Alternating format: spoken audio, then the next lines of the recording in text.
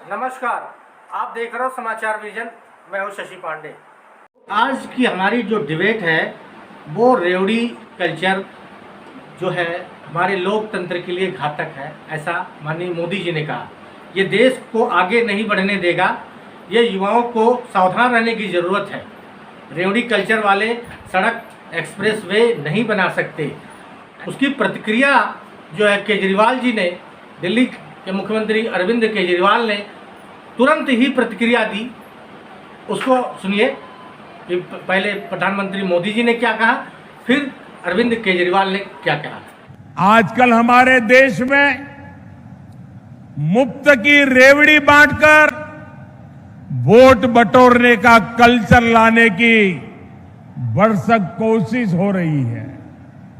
ये रेवड़ी कल्चर देश के विकास के लिए बहुत घातक है।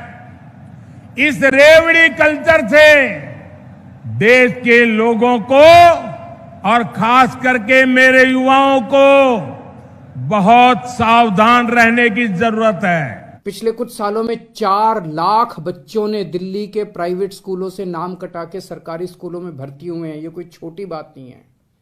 आज गरीबों के बच्चे आईआईटी के अंदर कंप्यूटर, मैकेनिकल इंजीनियरिंग की पढ़ाई पढ़ रहे हैं, नीट के पेपर पास करके डॉक्टरी की पढ़ाई पढ़ रहे हैं। एक लड़का है गगन, उसके पिताजी कार्डबोर्ड बनाने, गत्ते के डिब्बे बनाने की फैक्ट्री में मजदूरी का काम करते हैं।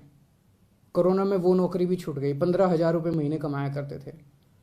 आज गगन का एडमिशन आईआईटी धनबाद में कंप्यूटर इंजीनियरिंग में हुआ है। उससे पूछ के देखिए कि क्या केजरीवाल फ्री की रेवड़ियां बांट रहा है या देश का भविष्य बना रहा है। ऐसे हजारों बच्चे हैं जिनका भविष्य आज सुनहरा किया हम लोगों ने। ये काम 1947 में हो जाना चाहिए था। ये काम 1950 में हो जाना चाहिए था, जो आज हम कर रहे हैं। आज हम लोग देश की नींव रख रहे हैं। ये रेवड़ी नहीं है, ये देश की नींव के में एक एक ईंट रख रहे हैं हम लोग। मनोरंजन जगत से बिना किसी रीजन देखते रहिए समाचार विजन। आज हम जो डिबेट करते हैं, हमारे डिबेट का एक सीधा फंडा और सीधा मुद्दा होता है। यहाँ बहस नहीं, सिर्फ मुद्दे की बात। आज मुद्दे की बात जो है हमारी रेवड़ी कल्चर, जिस पे आपने देखा था प्रधानमंत्री ने अभी रेवड़ी कल्चर के ऊपर अभी वो चलाया, और रेवड़ी कल्चर के ऊपर जो सरकार को घेरने का काम किया, और उस पर सरकार, दूसरी सरकारों का, प्रदेश के केजरीवाल जी ने उस पर प्रतिक्रिया दी, अखिलेश जी ने भी उसकी प्रतिक्रिया दी। रेवड़ी कल्चर यानी उनके कहने का मतलब कि अगर ये मुफ्त की योजनाएं हैं तो हर सरकार मुफ्त की योजनाओं को चलाती है। अखिलेश जी ने इसमें प्रतिक्रिया अपनी जो दी है, उन्होंने कहा कि जो अभी एक्सप्रेसवे का उद्घाटन कराया गया वो भी निर्माणाधीन है, पूरी तरीके से निर्माण नहीं हुआ और उसका उद्घाटन कर दिया गया। क्रेडिट लेने का प्रयास हर पार्टी कर रही है साहब। काम हो या ना हो, जनता मरे, जनता भाड़ पे जाए, जनता पिसे, जनता मैले कुचले स्तर से भी माइनस में चली जाए, जीडीपी माइनस में चले जाए, इनका किसी की जेब से कुछ नहीं जाना है। इसना आपने और हमने है।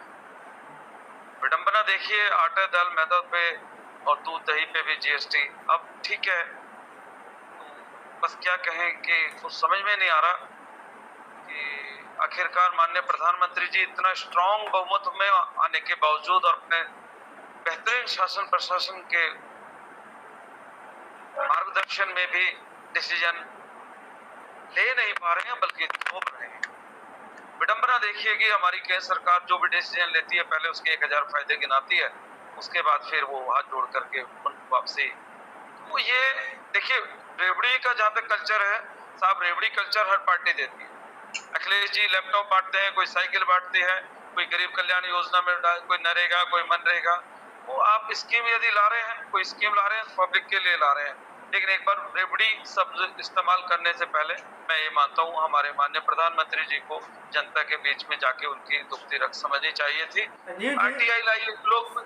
संजीव जी, अगर इसको योजनाओं को अगर रेवड़ी बांटने की संज्ञा दी जा रही है या कहा जा रहा है, तो जो जो गरीबों को आवास दिया जा रहा है, उज्ज्वला योजना दी जा रही है, किसानों को 2000 का डायरेक्ट बेनिफिट भेजा जा रहा है, तो ये क्या रेवड़ी नहीं है या ये रेवड़ी से अलग? पंडित जी आपने बहुत बेहतरीन क्वेश्चन किया। आपसे बात करने में अच्छा लगता है क्योंकि आप दिल की गहराइयों से सवाल पूछते हैं। और सबसे अच्छी देखिए, ये भी रेवड़ी है, ये कौन सी रेवड़ी नहीं है? आप फ्री में आवास देंगे, फ्री में बिजली देंगे, फ्री में पानी देंगे, पब्लिक के देने के लिए तो आप रेवड़ी वर्ड यूज कर रहे हो। और जब आप फ्री में 5 स्टार फैसिलिटी देते हैं, एक छोटे से प्रवक्ता को भी आप जो है करने के लिए, और बस सारी चीजें ओपन है, जनता भी जानती है, आप भी जानते हैं कि पब्लिक के लिए कौन पार्टी कितना स्तर पे क्या सोच रही है क्या नहीं है। पब्लिक के पास तो सब पिसने के अलावा और कुछ नहीं है। खाली देखिए, मैं तो आप कहेंगे लीक से हट गए, माननीय प्रधानमंत्री जी को ना लोगों ने नोट भी दिया, वोट भी दिया, सपोर्ट भी किया, पूर्ण बहुमत दिया। खाली इसलिए नहीं कि वो जिन्ना पे टिप्पणी करें, नेहरू पे टिप्पणी करें, मुझे ये काम नहीं करने देता, मुझे वो नहीं काम करने। आप नेशनल हाईवे का ओपनिंग करने जा रहे हो और वहाँ रेवड़ियों का मारे रेवड़ियां आपने नहीं बांटी। रेवड़ियां जहाँ पे भाजपा की सरकार है, जिन प्रदेशों में, क्या वहाँ रेवड़ियां नहीं बांटी गई? पब्लिक को देने के लिए रेवड़ियां खत्म करनी है तो आप अपनी खत्म करिए। आप अपनी सबसे पहले पेंशन खत्म करिए, सैलरी हाफ कीजिए। आप बोलिए कि टोटल पैसा हम पब्लिक के उसमें बेनिफिट में लगाएंगे, कोरोना काल में कोई सैलरी नहीं लेंगे, कोई आवास का रेंट नहीं लेंगे, कोई ड्यूज नहीं लेंगे। और ये जो ओवरहेड एक्सपेंसेस हैं मेंबर ऑफ पार्लियामेंट के, एमपी एमएलओ के, यहाँ तक के पार्षदों के भी, लोकतंत्र को बचाने के लिए देखिए कुछ ना कुछ तो करना पड़ेगा। भारतीय जनता पार्टी से मेरे साथ ओम राजपूत भारतीय जनता पार्टी से जुड़ चुके हैं, बहुत बहुत धन्यवाद। संतोष जी, अपनी आवाज़ को आपकी म्यूट आवाज़ है उसको अनम्यूट करिएगा आवाज़ को, तब तक मैं सवाल ओम राजपूत जी से कर लेता हूं। ओम राजपूत जी, जिस तरीके से भारतीय जनता पार्टी में नरेंद्र मोदी जी यशस्वी प्रधानमंत्री तमाम तरीके के आरोप केजरीवाल जी कह रहे हैं, हमारे ऊपर लगा रहे हैं कि हम जो है जो योजनाएं हैं उनको मुफ्त में रेवड़ी की तरह बांट रहे हैं, जो लोकतंत्र में खतरा है। इससे युवाओं को संभलना चाहिए, और अगर इससे युवा नहीं संभलेंगे तो आने वाले समय में ये उनके लिए नुकसानदेह है। तो क्या ये योजनाएं जो गरीबों के लिए लाई गई हैं या गरीबों तक पहुंचाई जा रही हैं, तो क्या ये रेवड़ी की तरह मुफ्त में है, जो इनको जनता को स्वीकार नहीं करना चाहिए, युवाओं को इसका लाभ नहीं लेना चाहिए? सीधा सवाल। आपके इसके मीटिंग के माध्यम से जितने भी लोग जुड़े हैं सभी के लिए मेरा प्रणाम। मैं ये देखो, ये विशेष किसी व्यक्ति को इस चीज से परेशानी हो सकती है, जनता को परेशानी नहीं होगी, क्योंकि विशेष व्यक्ति इस बात को इस उद्देश्य से बोल सकता है कि कहीं ना कहीं उसे मोदी जी से कोई परहेज हो सकता है। अगर योजना बांटी जा रही है तो लाभ के लिए बांटी जा रही है, कुछ ना कुछ गरीबों का भला होगा, और होता भी आया है इस सरकारों में। अगर योजना नहीं बांटी जाती, योजना नहीं निकलती, तो ये ही विशेष लोग फिर शोर मचाते हैं कि गरीबों के लिए कुछ नहीं किया, कोई योजना नहीं निकाली, सरकार क्या कर रही है, सो रही है। मैं इनको बताना यही चाह रहा हूँ कि मोदी सरकार, भाजपा सरकार, ये जितनी भी योजना लेके आ रही है ये राष्ट्रीय हित में ही है और गरीबों के हित की योजना है। तो इनका जो गरीब को लाभ मिलेगा और हमारे देश में जितने भी वंचित लोग हैं उनको रोजगार भी मिलेगा। ओम जी, जो ये उज्ज्वला योजना है और आपकी किसान जो है योजना है, किसानों के लिए डायरेक्ट बेनिफिट जो ट्रांसफ़र किया जा रहा है, और पीएम आवास योजना है, मुफ्त गरीबों को राशन दिया जा रहा है, हाँ, और उसके बाद किसान सम्मान निधि दिया है, आयुष्मान योजना है, पीएम आवास योजना है, जीवन ज्योति योजना है, सुकन्या समृद्धि योजना है।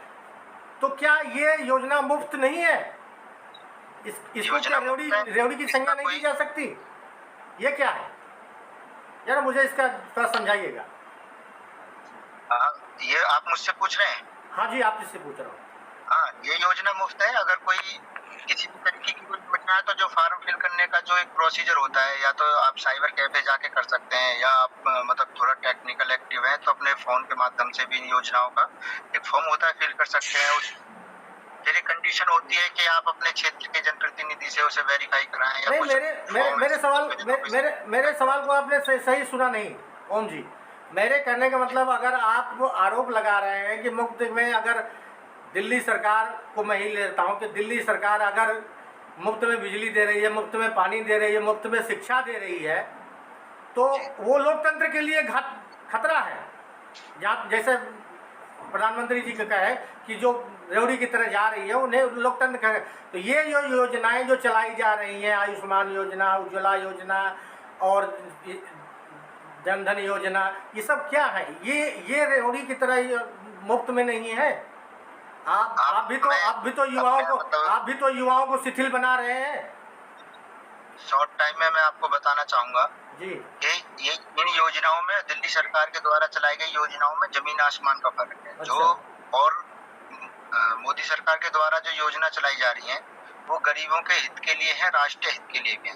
क्योंकि हमें अपने चरित्र के लिए हमारे राष्ट्रीय चरित्र के लिए भी हमें सोचना चाहिए, स्वयं के चरित्र के लिए सारे काम नहीं करने चाहिए। तो ये योजना जो गरीब तक हमारी मोदी सरकार के द्वारा जा रही है, उज्ज्वल योजना, सुकन्या योजना, आयुष्मान योजना, जितनी भी जा रही है, लेकिन मोदी जो केजरीवाल जी के द्वारा जो योजना दिल्ली में चलाई जा रही है उससे हमारी आर्थिक स्थिति पर आने वाले टाइम में बहुत ज्यादा फर्क पड़ेगा।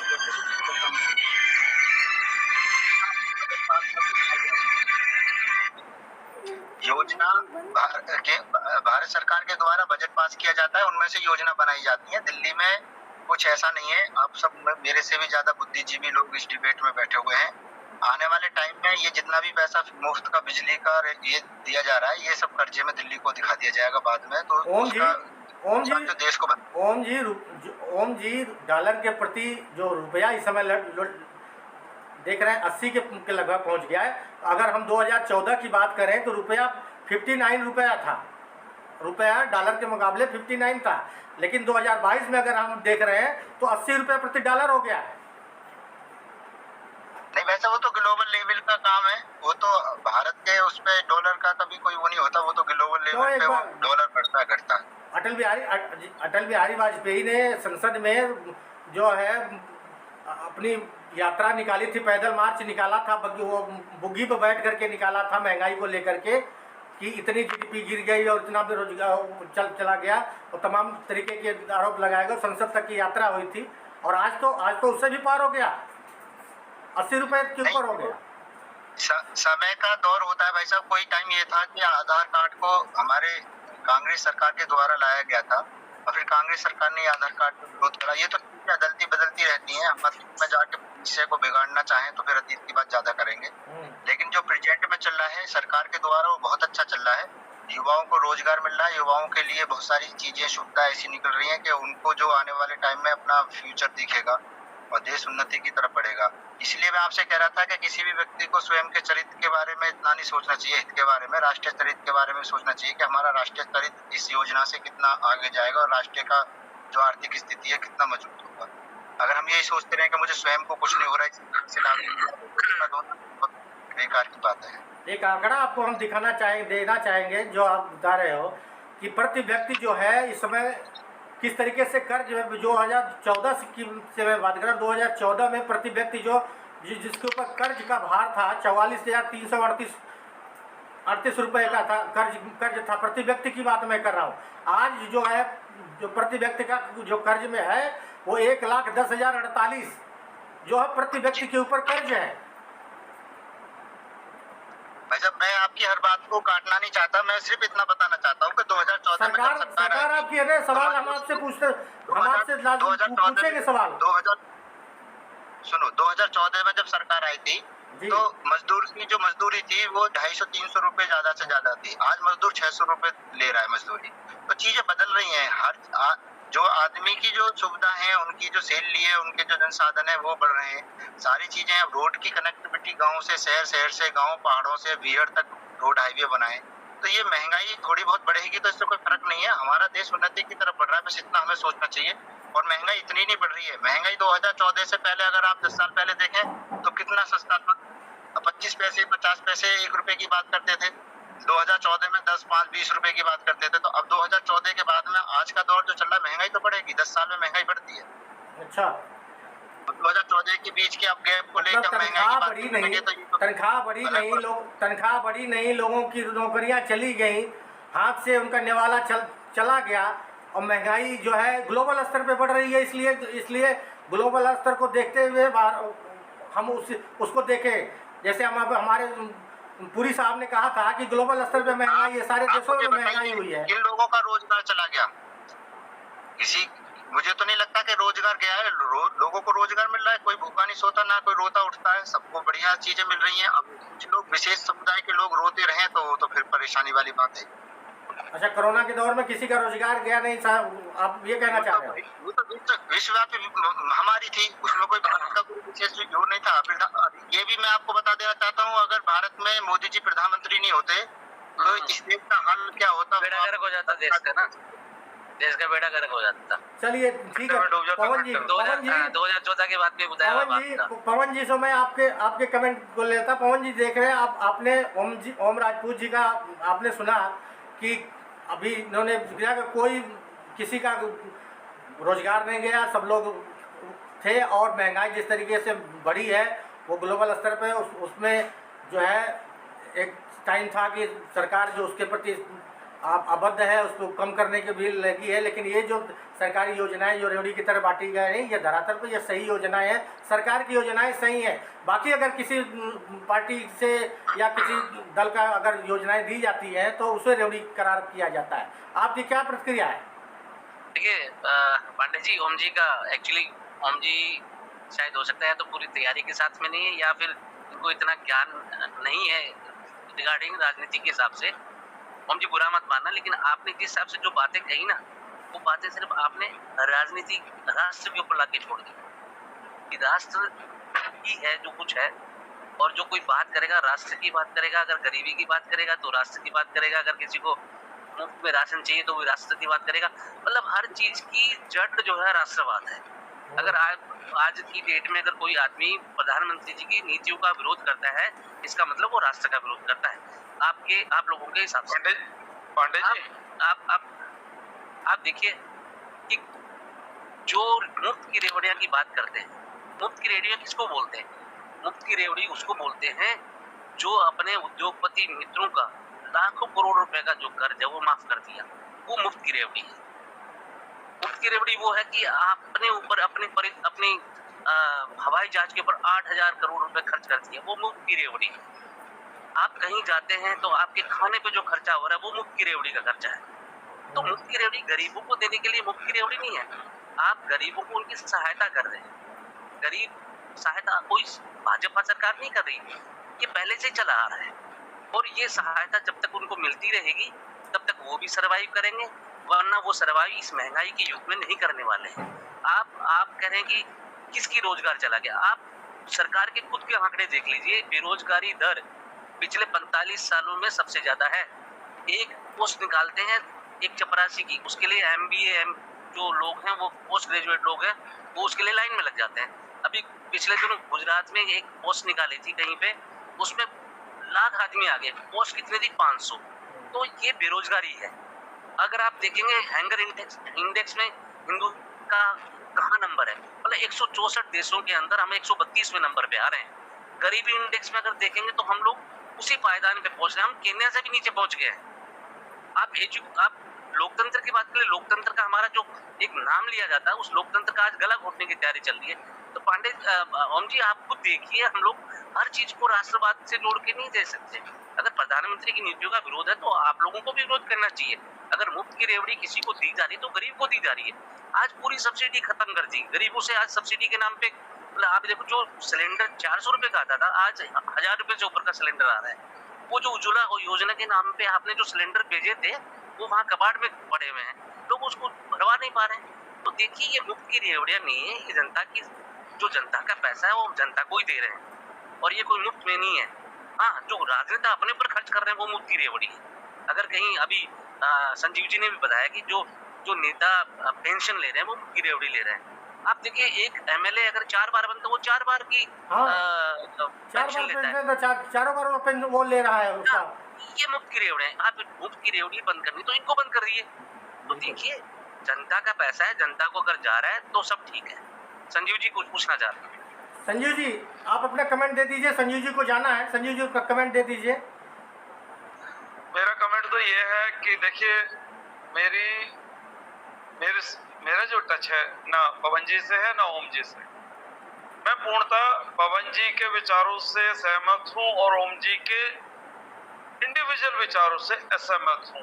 कारण देखिए आप हमारी कंट्री में एक ऐसा एनवायरनमेंट बना क्रिएट कर दिया गया कि यदि विपक्ष के लोग या विपक्ष किसी भी मुद्दे पे डिबेट करेगा या चर्चा करेगा या अपने बात रखेगा तो वो लोकतंत्र के खिलाफ है साहब, वो तो देशद्रोही है, वो तो गद्दार है, वो तो रोंगिया है, वो तो पाकिस्तानी है, वो तो जो है भगवान को नहीं मानता और वो तो साहब कश्मीर में शांति नहीं चाहता और साहब वो तो उस लोकतंत्र को खत्म कर देगा और जनतंत्र और प्रजातंत्र। देखिए जब तक हम अपना एक माइंड सेट करके, ओम जी मैं माफी चाहूंगा आप उससे एज में शायद छोटे लग रहे हैं, नो एनी डाउट मेरा आपसे पर्टिकुलर कोई इंडिविजुअल वो नहीं। अभिव्यक्ति की स्वतंत्रता है, अभिव्यक्ति की स्वतंत्रता है। मैं अभिव्यक्ति की स्वतंत्रता है, लेकिन जब तक हम किसी भी चर्चा में अपना माइंड सेट करके बैठेंगे, पत्रकार के अभिव्यक्ति की स्वतंत्रता नहीं है, जनता के अभिव्यक्ति की स्वतंत्रता है। पत्रकारों को अगर पत्रकार अगर अपनी बातें कह रहा है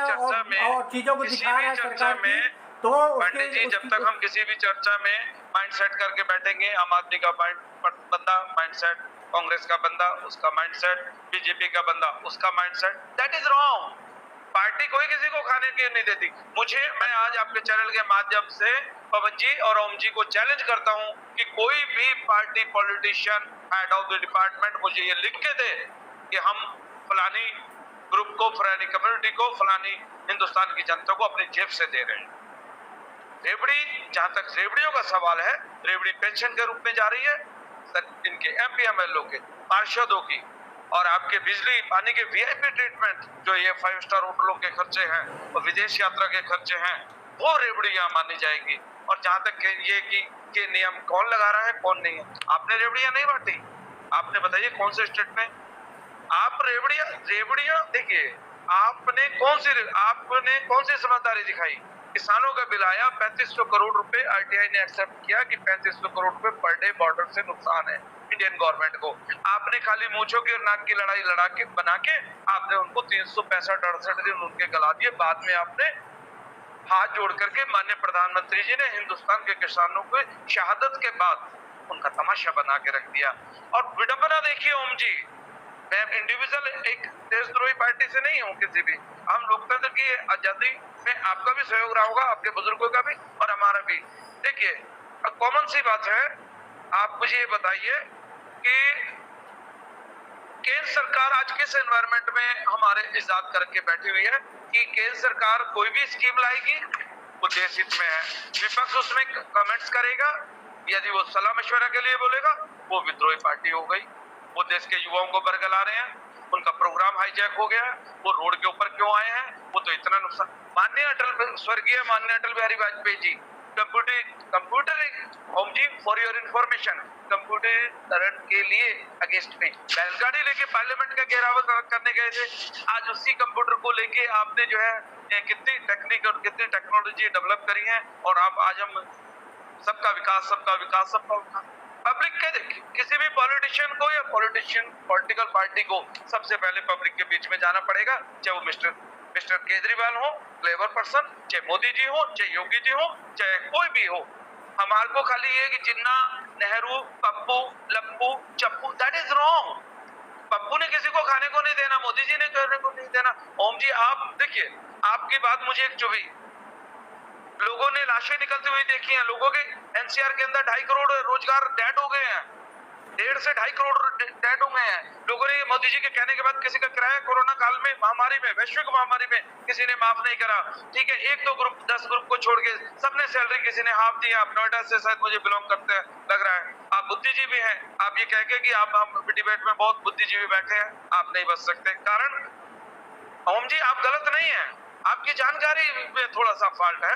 आपको जानना पड़ेगा कि एनसीआर में कितने रोजगार गए हैं, लाशें कहाँ गई हैं, कब्रिस्तानों में आखिरकार जगह क्यों नहीं मिली, और कोरोना काल में झुंझुना जीडीपी आज कहाँ है। ओम जी आप देखिए, हमारे हिंदू धर्म में कहते हैं कि 4 उंगली अरे का अंगूठा दूसरे की तरफ कर दिया, उसी दिन इंसान के सामने वाले की उसकी प्राण निकल गए, जिस दिन उसने अपने गिरेबान में झांक के देखा। संजय जी, जिस दिन मैं अपने गिरेबान में झांक के देखूंगा ना, तो मुझे मेरी सच्चाई पता लग जाएगी। बाकी दूसरों की कमियां आपके कमेंट, गिराने के लिए तो आपके प्रतिक्रिया, ठीक है Pandey ji, thank you very much.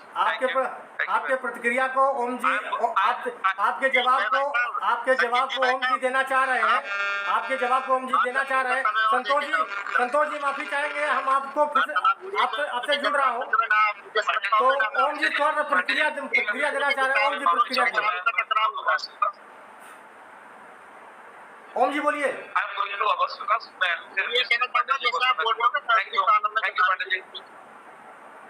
कब्रिस्तानों में जगह नहीं मिली डेड बॉडियों के लिए, तो मैं ये बताना चाहूंगा कि आपने टीवी पे न्यूज़ वगैरह भी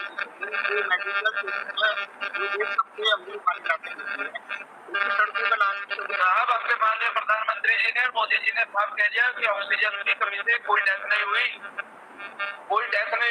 देखो ये आप अपनी WHO का आंकड़ा क्या कहता है, इंडिया में डेथ कितनी हुई है। चलिए हम उस पर नहीं डिबेट करते, हम डिबेट करेंगे। चलिए फिर किसी दिन होगा वो बात। बहुत बहुत धन्यवाद संजीव जी, बहुत बहुत धन्यवाद संजीव जी। फिर हम आपसे जुड़ेंगे और आपसे सवाल करेंगे। संजीव जी बहुत बहुत धन्यवाद।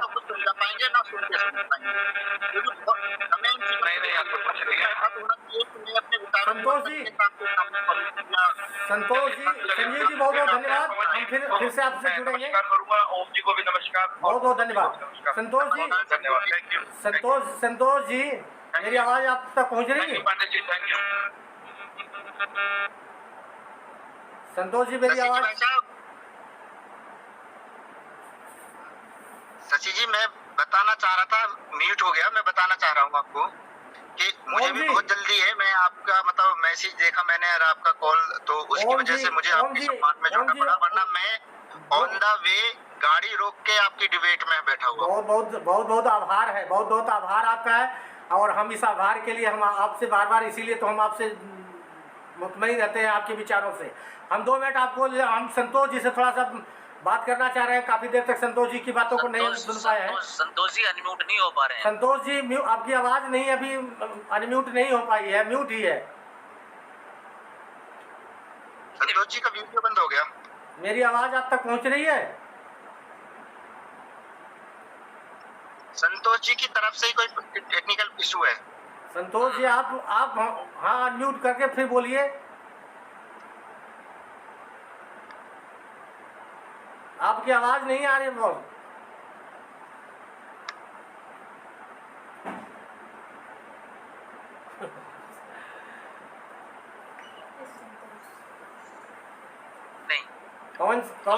पवन जी क्या किया जाए? संतोष जी से संपर्क नहीं हो पा रहा है, बोल रहे हैं लेकिन संपर्क नहीं हो रहा है, आवाज इनकी नहीं निकल पा रही है। एक्चुअली ये भी केजरीवाल जी की तरह ही है, जो बोल तो पा रहे कुछ कर नहीं पा रहे।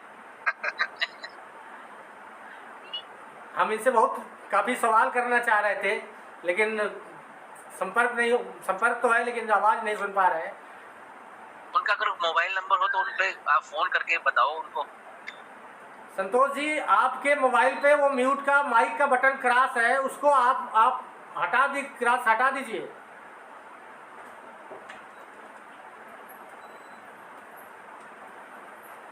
और स्पीकर से बोलिए।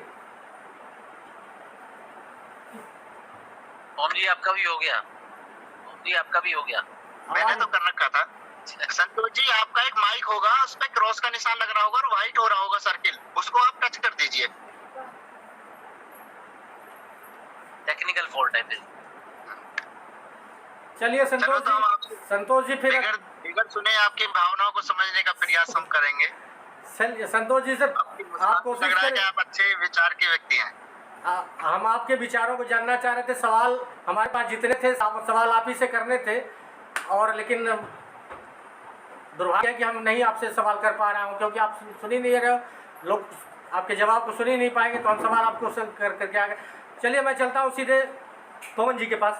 पवन जी, जिस तरीके से आपने देखा कि हम जो है ओम जी ने अपनी बातों को कहा कि ये इन योजनाओं को धरातल पे लाना और जनता के लिए बहुत लाभकारी और कल्याणकारी है, और ये विगत जिस तरीके से लाई जा रही है इस, और जो ग्लोबल लेवल पे जो बेरोजगारी का दौर है, या रुपया गिर रहा है, या सिलेंडर के भाव, व्यापार की दर जो घटी है। आज हम आपको बता दें कि व्यापार का घाटा जो चल रहा है 2014 में, ये व्यापार का घाटा 35 मिलियन डॉलर था। 2014 में 35 मिलियन डॉलर था, आज 2022 में 190 मिलियन डॉलर हो पहुँच चुका है। ये आंकड़ा 2014 से लेकर 22 तक का है। और सरकार के ऊपर जो कर्ज है 2014 में 56 लाख करोड़ का था, आज 2022 में 129 लाख करोड़ का कर्ज है सरकार के ऊपर। तो अगर सरकार के ऊपर इतना बड़ा कर्ज है तो स्वाभाविक सी है कि महंगाई थोड़ा तो टाइट होगी ही। तो इस महंगाई को झेलना पड़ेगा। क्या इसके लिए जनता परेशान है, इस सरकार के कर्ज को नहीं समझ पा रही है, या सरकार जो है जनता की परेशानियों पे सही तरीके से कामयाबी नहीं दिखा पा रही है, जो जनता परेशान है और अपनी प्रतिक्रिया दे रही है? देखिए शशि जी, बेसिकली वो क्या रहा है, आज की इस तारीख में हिंदुस्तान को सिर्फ एक आदमी चलाना चाहता है, जबकि कोई भी चीज, कोई भी देश, कोई भी शासन प्रशासन एक संगठन के हिसाब से चलता है। कोई फैसले एक आदमी नहीं को पर नहीं डिपेंड होना चाहिए। अगर मंत्री बनाए गए हैं तो मंत्रियों का एक समूह भी होता है, और सब मंत्री अपने अपने हिसाब से अपने अपने मंत्रालय को वो चलाते हैं। लेकिन अगर आप देखेंगे सीतारमण जी, जो कहीं से भी फाइनेंस मिनिस्टर, उनको पता नहीं है, उनको जो जैसे चलाया जा रहा है, जैसे बोला जा रहा है, वो उस हिसाब से काम करते हैं।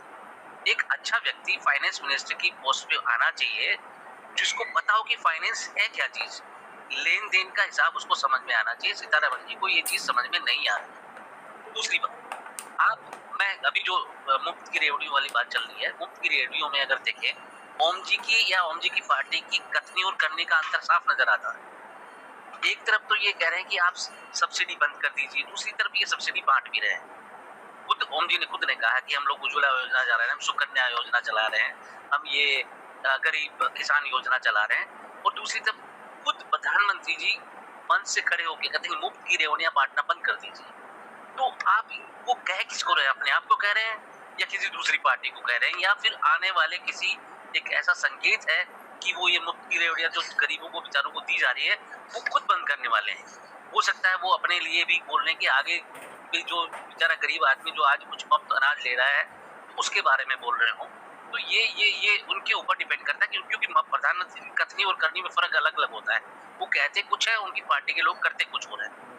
दूसरी बात, अब आपने देखा कि पेट्रोल डीजल के ऊपर जिस टाइम सस्ता था पेट्रोल डीजल, जो लाभ जनता को मिलना चाहिए था, वो लाभ जनता को नहीं मिला, और उसकी एवज में जनता के ऊपर एक्साइज ड्यूटी 27% है। अब अगर 27% के हिसाब से आपने जितना पैसा टैक्स का लिया है, करीबन 10 लाख करोड़ रुपए का टैक्स का पैसा आपने जनता से वसूला है, आपने अवैध वसूली करी है उसकी।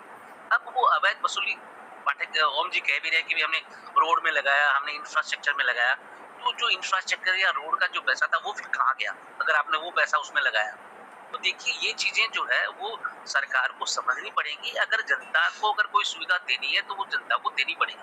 टैक्स आप देखिए, जीएसटी कलेक्शन आ रही है, कल से आज से ही आपने आटे पे टैक्स लगा दिया, आपने दूध के ऊपर टैक्स लगा दिया, आपने दही के ऊपर टैक्स, इवन आपने तो कफन के ऊपर भी टैक्स लगा दिया। मतलब आपने एक वो जगह भी नहीं छोड़ी जहाँ पे टैक्स लगना क्या, वहाँ तो लोग मुफ्त में दे देते हैं, आपने उसको भी टैक्स के दायरे में ले आए।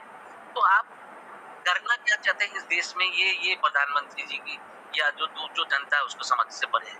ओम जी, मुझे तो ये बता दीजिए कि आपने आटे पे टैक्स लगा दिया, आपने ब्रेड पे टैक्स लगा दिया, आपने दूध पे लगा दिया, आपने दही पे लगा दिया, और आपने कफन पे भी टैक्स लगा दिया।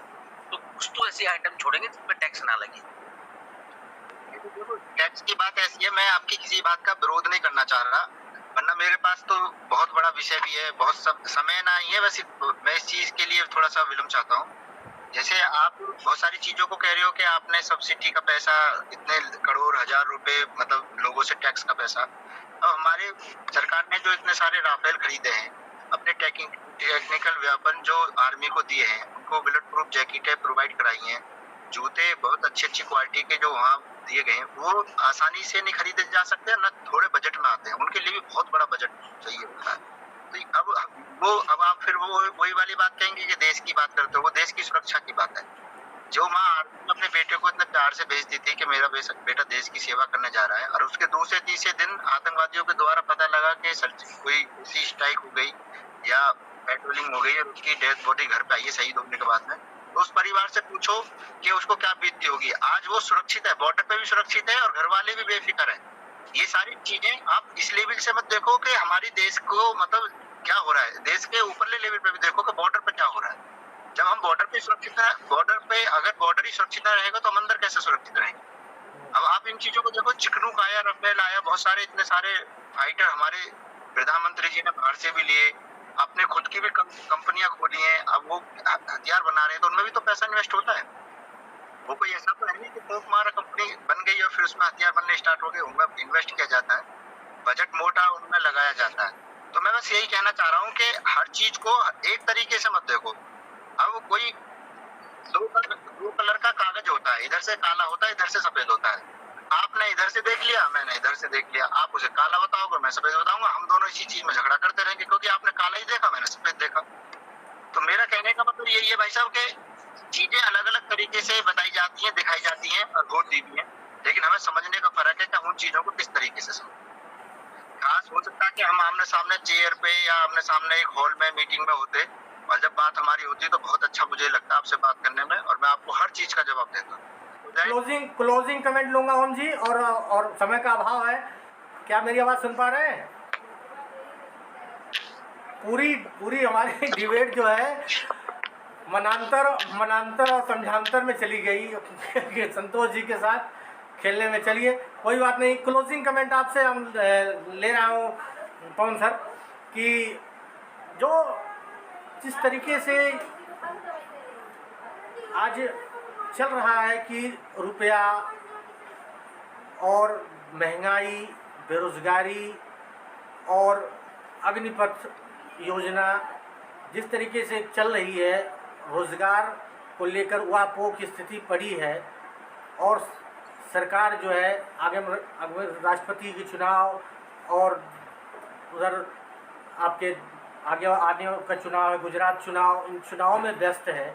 लेकिन जो आम जनता जिस तरीके से परेशान है, या आम जनता जो उम्मीदें पाल करके या जो उम्मीदें करके सरकार को बनाने का काम किया, चाहे यूपी सरकार हो चाहे किसी भी प्रदेश की सरकार हो, तो उस पर क्या ये धरातल तक योजनाएं जो आ रही हैं वो अभी भी क्या बिचौलियों के हाथ लग जा रही हैं, जो जनता तक नहीं पहुंच रही है, या सरकार उन तक पहुंचाने में कामयाबी नहीं हो पा रही है, जिससे अभी काफ़ी उहापोह की स्थिति बनी पड़ी है जो आज के युवा और आम समाज में। देखिए शशि जी, बेसिकली क्या है कि सरकार की पूरी योजनाएं एक तैयारी के साथ में आती हैं, इसमें कोई अतिशयोक्ति नहीं है, लेकिन उसका पहुंचाने का दायित्व नीचे के कैडर पे होता है या नीचे का जो सिस्टम है उनके ऊपर होता है। लेकिन आप देखिए भ्रष्टाचार के मामले में आज भी बातें बहुत बड़ी बड़ी करते हैं लोग कि हमने ना खाने खाऊंगा ना खाने दूंगा, लेकिन भ्रष्टाचार वो खाने वाले के हिसाब से ऊपर निकल चुका है। मतलब आप ही देखिए भ्रष्टाचार दुगुना हुआ है, कम नहीं हुआ है। रही बात ये कि लोकतंत्र में बोलने का अधिकार सबको होता है। आप अगर संसद के अंदर इन चीजों के ऊपर आप डिबेट नहीं होने देंगे, आप आज्ञा ही नहीं करेंगे कि आपको इस पे बोलना है, तो फिर कहाँ संसद में किस काम के लिए एक एमपी जाता है, सांसद जाता है, वो अपनी बात ही नहीं रख सकता है। आपने एकदम इमरजेंसी अपने संसद में लगा दी है, आपने लोकतंत्र का गला घोटने का आप लोग काम कर रहे हैं। विपक्ष ने आज सरकार को नोटिस दिया कि महंगाई पे बात करेंगे, अग्निपथ के ऊपर बात करेंगे और डॉलर के गिरते रुपए पे बात करेंगे, लेकिन आपने कोई इजाजत ही इनको नहीं दी। तो फिर आपने संसद में फिर सिर्फ उनको सुनने के लिए बनाया है, या जो आपने कर दिया उसकी वो हाँ में हाँ मिला के निकल जाए और काम खत्म। देखिए लोकतंत्र के अंदर हर चीज का पक्ष विपक्ष की दो चीजें हैं। अगर किसी को एक वो तभी पास होता है जब आपने कोई बिल, आपने अग्निपथ की स्कीम रखी, आपने उसके ऊपर डिस्कशन किया, विपक्ष ने उसके ऊपर डिस्कशन किया, आपने अपनी बातें रखी, विपक्ष ने अपनी बातें रखी, उसका एक निचोड़ निकाल के एक स्कीम लाई जाती है। आपने तो एक वो एकदम आपने एक वो बोलते हैं ना कि फैसला सुना दिया कि भाई अग्निपथ योजना आनी है, और उस फैसले के अंदर आपने सेना को भी आपने शामिल कर लिया, जबकि सेना हमें राजनीति से परे रहती है। आपने अपनी बात को जस्टिफाई करने के लिए सेना को आगे कर दिया, जिससे कि लोगों को जो उनका विरोध करें वो फिर आपको कहने का मौका मिले कि आप सेना का विरोध कर रहे हो। तो ये चीजें क्या है कि मोटा कुछ और दिखाते हैं और पीछे से काम कुछ और करते हैं। इनका जो क्या होता है, नियत जो है, नियत साफ नहीं है, चाहे वो आज माने या ना माने, आगे जनता जो है वो जवाब देने वाली है। वो आज दे, कल दे या 4 साल बाद। जब श्रीलंका वाली पोजीशन आएगी तो इनको भी अपना झोला उठाना ही पड़ेगा। चलिए, बहुत बहुत धन्यवाद मोहन जी आप जुड़ने के लिए। संतोष जी से संपर्क नहीं हो पा रहा। संतोष जी आपका भी बहुत बहुत धन्यवाद।